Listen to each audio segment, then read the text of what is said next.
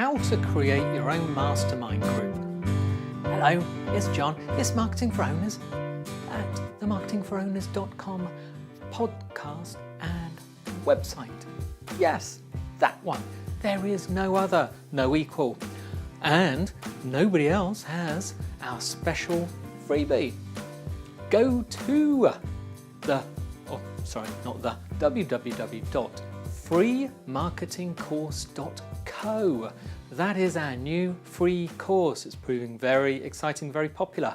That's where I show you exactly how to do it. It's a 12-day course delivered by email every day. Usually one lesson, some have multiple 2 or 3. They're only ever 5 to 10 minutes each by video. And it shows you how to do all this stuff I have been prattling on about for the last couple of years. It works. Oh, did I say it's free? Oh yeah, of course it did. Because it's in the title, freemarketingcourse.co.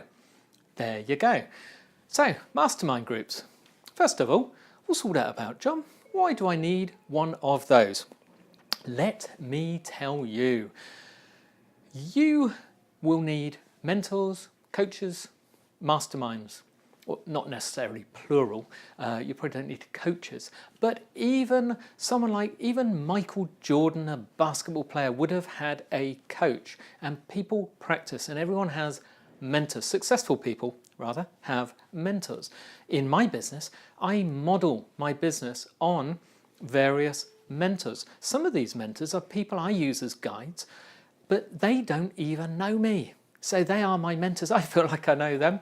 They don't know me, but I follow what they do. I watch what they do. I am in the Strategic Coach program. I have also been in the E-Myth Mastery Coaching System, which helped me build my entire business. I was in that for many years, and that's the reason why I'm able to jet around the world into various places while appearing not to do any real work. G'day. Great lifestyle. I enjoy it. You would as well. And it all helps with coaches, masterminds. Now, I also have mastermind groups of which I'm a member. I have one with my friend Aidan every couple of weeks without fail, unless we are somewhere else, and then we will do it the next day or the day after. We meet up and we have a little process where we go through our problems and we talk to each other and help each other out. I would not be where I am today without my friend Aidan. Good day. Also, I'm in a couple of other mastermind groups, and I might add that I did not start these. I join them and I try to be there whenever I can. Some of these are in different locations, completely different groups of people, but I find them essential because they are like-minded people, people I can respect and people I can ask for their opinion on my ideas. Who else am I going to talk to?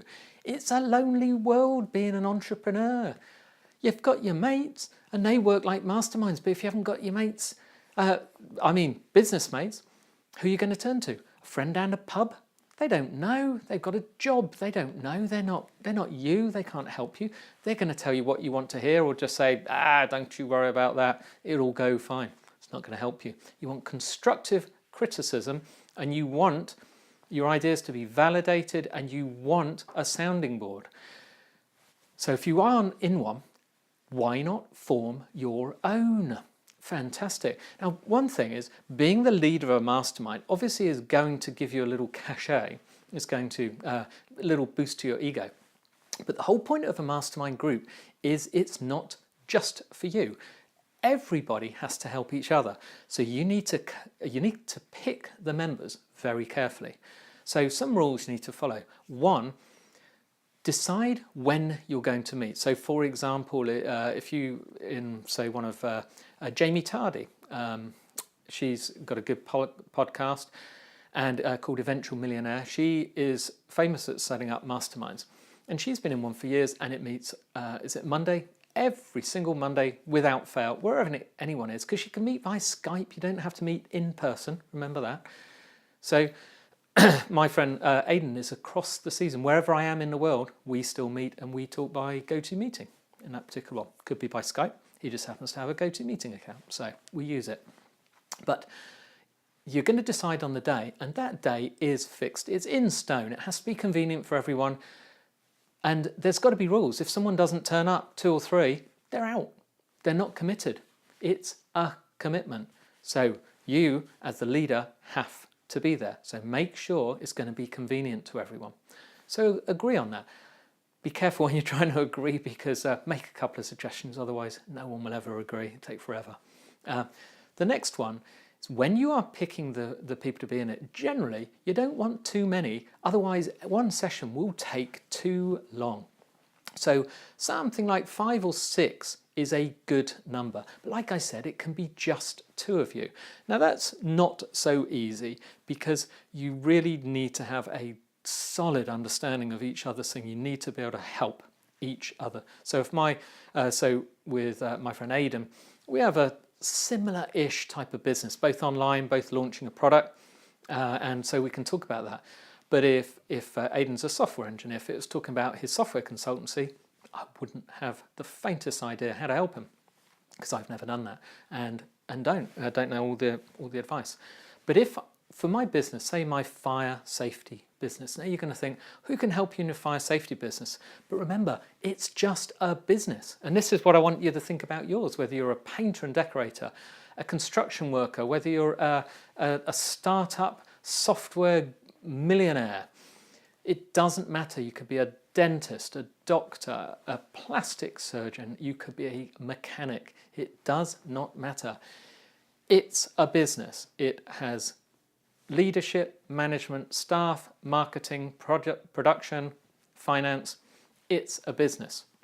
You're going to have ideas, you're going to put them forward. People will be able to help you. So pick people who are better than you. If you were playing tennis, you play tennis against somebody every single Wednesday, you will eventually, no matter who they are, you will win one, lose one, win one, lose one. You'll eventually be as good as each other. However, if you then change that and go and play someone who's way better than you, so they beat you 6-love every time, you'll start to eventually get to 6-1, 6-2, and eventually over time you will get better, because you will learn what they are doing, and that's how it goes. You will grow. So if you hang around people who are lesser than yourself or just equal, you are not going to grow. In a mastermind, this is your opportunity to find those. Find retired or people that have been there, done it. People will be honoured to be asked. So contact them very precisely. Explain what it's for, how it's going to benefit them, and what wealth of knowledge and benefit they can bring to the group. Remember, it's not about you, it's about them. When they're looking at this as an offer, they're thinking, why should I? I haven't got any spare time. Why should I? How's it going to help me? Play to their ego, and you will be amazed how many people agree. Don't ask too many. If you're trying to get, say, 5 people, don't go asking 20, because you may get 12 that reply, and then you're a bit sticky. So I would suggest that if you're trying to get the first 5 people, that you ask 10. And you could actually say, I've actually asked a number of people, so this is on a first come, first serve, but we really want you. Call me to find out more on this and that. So then you find your group, you agree how you're going to meet. So if it's going to be Skype and online, then everyone's online.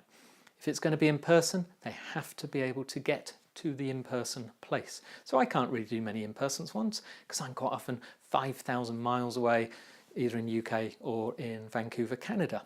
Doesn't help me. But the next thing is decide what you're going to do. And the best way to have a mastermind group is to have a hot seat. If you've got, say the 6 of you there, if you have one person, because you've got to be respectful of everyone's time, one person sits on the hot seat and they can tell us everything about their business as it stands, so we get a full understanding of what they do, because don't forget, we haven't got a clue. And it may have been 2 weeks since we last saw them, or a month, depending on how often you meet.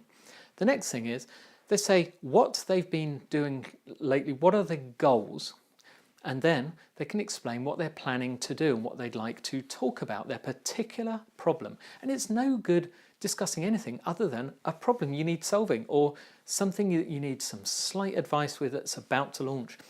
Don't go telling everyone about everything that is already working and successful. You want help with new ideas. Then go round the room and get the feedback. Now this should be in a structured manner. Go one at a time with the person doing the talking, the chair, doing the talking. You can get everyone's feedback, control it, one question, one answer per person, then go around again and possibly again until it's exhausted. Do not let one person take it over and answer all the questions. If you get people who say, I've got nothing, after a couple of meetings, let them go. Replace them with someone who's going to bring something to the table. And the other one is guide the time. So stick to a time format and tell people when you're getting close to the format.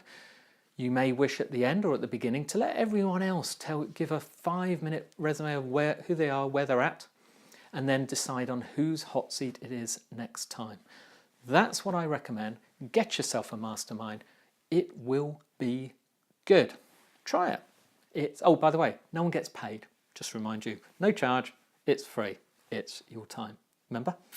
Okay. It is a Tuesday, so now I've got a toolbox tip for you.